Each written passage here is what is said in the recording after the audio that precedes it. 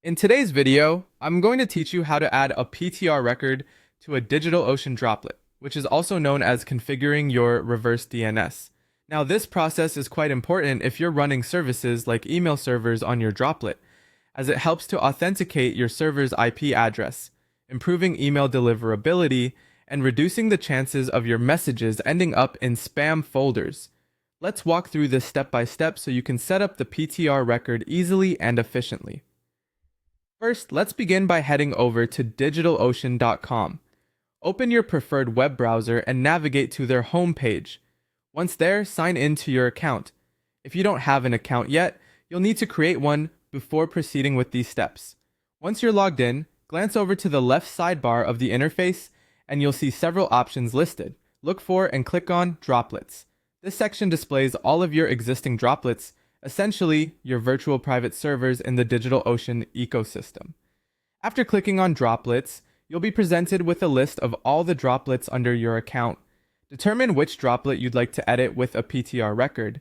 This usually corresponds to the droplet running the service you want to set up reverse DNS for, such as an email server. Click on the droplet that you want to edit to access its main settings. Next, locate the networking section, which is where you will find configurations related to your droplet's IP addresses and DNS settings.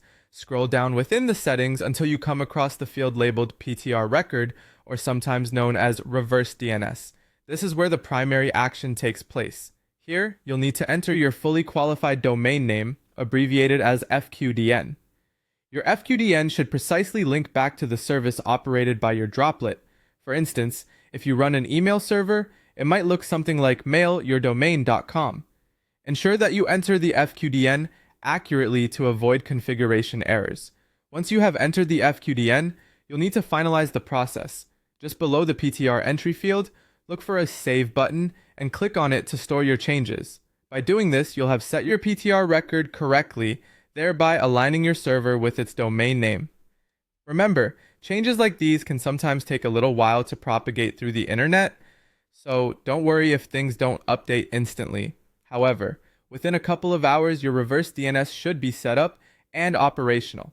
And that's it! You've successfully added a PTR record to your DigitalOcean Droplet. By following these steps, you can help ensure that your services, particularly email, function reliably and with better trustworthiness in the eyes of email filters and clients. Thanks for tuning in, and if you found this guide helpful, be sure to like, share, and subscribe for more tutorials.